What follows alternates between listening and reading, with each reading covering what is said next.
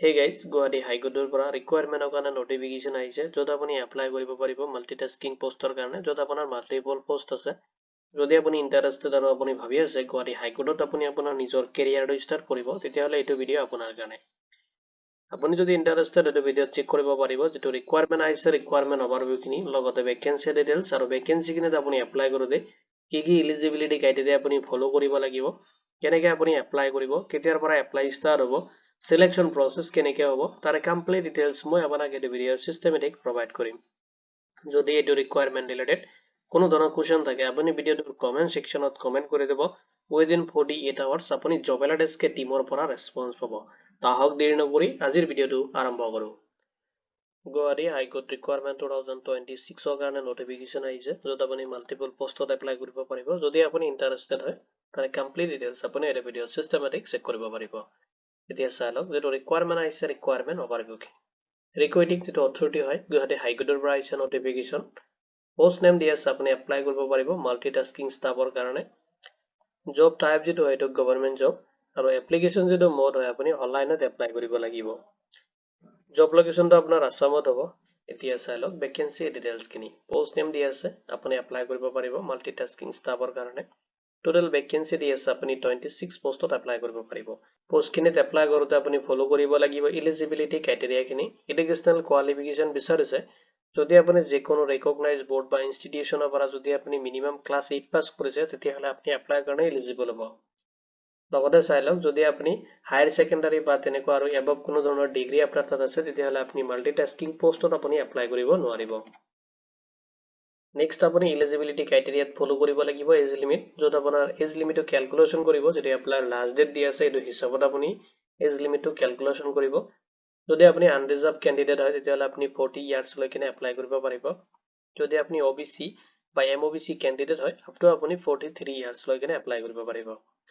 যদি আপুনি SC বা STP বা STH ক্যান্ডিডেট হয় তেতিয়াহলে আপ টু আপুনি 45 ইয়াৰ্ছ লৈকে এপ্লাই কৰিব পাৰিব যদি আপুনি PWBD ক্যান্ডিডেট হয় তেতিয়াহলে আপুনি 50 ইয়াৰ্ছ লৈকে এপ্লাই কৰিব পাৰিব এটো পোষ্টত আপুনি এপ্লাই কৰোতে এপ্লিকেশন ফি পেমেন্ট কৰিব লাগিব আৰু পেমেন্ট খিনি ক্যাটেগৰি ওয়াইজ ডিভাইড কৰি দি আছে আপুনি এটা চেক কৰিব পাৰিব যদি আপুনি আনৰিজাৰ্ভ OBC বা MOBC ক্যান্ডিডেট হয় তেতিয়াহলে আপুনি 500 পেমেন্ট কৰিব লাগিব যদি আপুনি SC STP বা STH ক্যান্ডিডেট হয় তেতিয়াহলে আপুনি 250 পেমেন্ট কৰিব লাগিব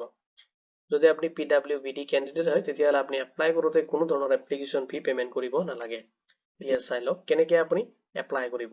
তো এপ্লাই যেটো প্ৰসেস আছে তাতে কেইটামান স্টেপ আপুনি ফলো কৰিব লাগিব ফাৰ্ষ্টত আপুনি অফিচিয়েল যেটো ওয়েবসাইট আছে তাতে ভিজিট কৰিব নেক্সট আপুনি ৰিকুৱাৰমেন্ট যেটো সেকশন আছে তাতে ক্লিক কৰিব আৰু তাতে চাব আপুনি লেটেষ্ট ৰিকুৱাৰমেন্ট আহিছে আৰু এপ্লাই অনলাইন বাটনটো দিয়া আছে যত আপোনাৰ মাল্টিটাস্কিং ষ্টাফৰ কাৰণে তাতে আপুনি ক্লিক কৰিব তো ফাৰ্স্ট টাইম ভিজিট কৰি কিনে আপুনি তাতে ৰেজিষ্ট্ৰেচন কৰিব লাগিব যত আপোনাৰ বেসিক ইনফৰমেশন খিনি আপুনি তাতে fill up কৰিব যত আপোনাৰ ইমেইল আইডি এণ্ড মোবাইল নাম্বাৰটো আপুনি ভ্যালিড তাতে ইনক্লুড কৰিব নেক্সট স্টেপত আপোনাৰ এপ্লিকেশন ফৰ্মটো fill up কৰিব কেয়াৰফুলি আৰু নেক্সট আপুনি আপলোড কৰিব লাগিব ৰিকুৱাৰমেন্ট ডকুমেন্টছ খিনি কৰিব যেটো ফৰমেট দি আছে এটো ফৰমেটত আপুনি তাতে আপলোড কৰি দিব আৰু আপলোড কৰি কিনে যেতিয়া আপুনি সাবমিট কৰিব তাতে আপোনাৰ এটা চালানৰ থ্ৰু আপোনাৰ একনলেজমেন্ট এটা ওলাই আহিব হেটো চালান আপুনি লৈ কিনে আপুনি বেংকত সাবমিট কৰিব লাগিব তো বেংকত সাবমিট কৰাৰ পিছত আপোনাৰ পেমেন্ট খিনি হৈ যাব তাৰ পিছত আপোনাৰ এপ্লিকেশনটো কমপ্লিট তাতে এপ্লাই সাকসেসফুলি হৈ যাব দিয়া চালক যেটো সিলেকশন প্ৰসেস আছে এটো ভ্যাকেন্সিত ফাৰ্ষ্টত আপুনি ৰিটেন এক্সামিনেশন এটেম্প কৰিব লাগিব নেক্সট আপোনাৰ ভাইবা যত মানে ইন্টাৰভিউ ৰিকোয়াৰ যদি হয় আপুনি এটেম্প কৰিব লাগিব নেক্সট আপোনাৰ ফাইনাল যেটো সিলেকশন হয় আপোনাৰ ৰিটেন এক্সামিনেশন এণ্ড পাৰফৰম্যান্স যেটো ইন্টাৰভিউ পাৰফৰম্যান্স থাকিব এটাৰ ওপৰত বেস কৰি কিনে আপোনাক সিলেকশন কৰা হ'ব এতিয়া চাই লওক ইম্পৰ্টেন্ট ডেটস খিনি অফিচিয়েল যেটো নোটিফিকেশন এটো 9 ডিসেম্বৰ 2025 ত অলৰেডি ৰিলিজ কৰি দিছিলে এপ্লাইৰ কাৰণে আৰু এপ্লাইটো আপোনাৰ ষ্টাৰ্ট হৈছে 9 জানুৱাৰী 2026 ৰ পৰা আৰু লাষ্ট আপুনি এপ্লাই কৰিব পাৰিব অনলাইনত 26 জানুৱাৰী 2026 লৈকে আৰু যেটো পেমেন্ট হয় হেতু পেমেন্ট আপুনি 29 জানুৱাৰী 2026 লৈকে আপুনি মানে পেমেন্ট খিনি কৰিব পাৰিব যি আপোনাৰ নিয়াৰে যেটো SBI বেংক আছে তাতে আপুনি যাব ষ্টেট বেংক অফ ইণ্ডিয়া তাতে যাব যাই কিনে আপুনি চালানটো সাবমিট কৰিব পাৰিব নেক্সট চাই লওক ইম্পৰ্টেন্ট যিখিনি লিংক আছে মই আপোনাক এই ভিডিওৰ ডেসক্ৰিপচনত প্ৰভাইড কৰি দিম এপ্লাই লিংক লগতে অফিচিয়েল নোটিফিকেশন লগতে অফিচিয়েল ওয়েবসাইটৰ লিংক আপুনি এই ভিডিওৰ ডেসক্ৰিপচনত পাই যাব ইম্পৰ্টেন্ট নোটস খিনি চাই লওক আপুনি যদি এপ্লাই কৰিব এপ্লাই কৰাৰ আগতে যেটো অফিচিয়েল নোটিফিকেশন আছে এটো আপুনি কেয়াৰফুলি এবাৰ চেক কৰি লব অফিচিয়েল যেটো নোটিফিকেশনৰ লিংক মই এই ভিডিওৰ ডেসক্ৰিপচনত আপোনাক প্ৰভাইড কৰি দিম আপুনি তাতে ক্লিক কৰি কিনে ডাউনলোড কৰি কিনে চেক কৰিব পাৰিব নেক্সট চাই লওক আপুনি যদি 12 পাছ বা হায়াৰ এডুকেটেড বা হায়াৰ কোৱালিফিকেশ্যন আপোনাৰ আছে তেতিয়াহ'লে আপুনি এইটো ভেকেন্সিত এপ্লাই নকৰিব কাৰণ আপুনি এইটো ভেকেন্সিৰ কাৰণে এলিজিবল নহ'ব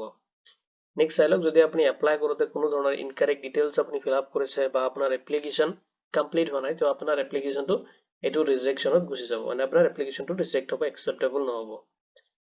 আৰু এপ্লাইৰ যেটো লাষ্ট ডেট দি আছে আপুনি যদি ইন্টাৰেস্টেড হয় তাৰ আগতে এপ্লাই কৰিব কাৰণ কেতিয়াবা আপোনাৰ সাৰ্ভাৰ বা অফিচিয়েল যেটো পোৰ্টেল আছে এপ্লাই পোৰ্টেলটো বহুত নেটৱৰ্কৰ কাৰণে ইস্যু হৈ থাকে তাৰ কাৰণে আপোনাৰ যেটো লাষ্ট ডেট আছে তাৰ আগতে পাৰিলে আপুনি এপ্লাই কৰিব যদি আপুনি ইন্টাৰেস্টেড হয় এটো ৰিকুৱাৰমেন্ট ৰিলেটেড যদি কোনো ধৰণৰ কোৱেশ্চন থাকে আপুনি ভিডিওটোৰ কমেন্ট সেকশনত কমেন্ট কৰি দিব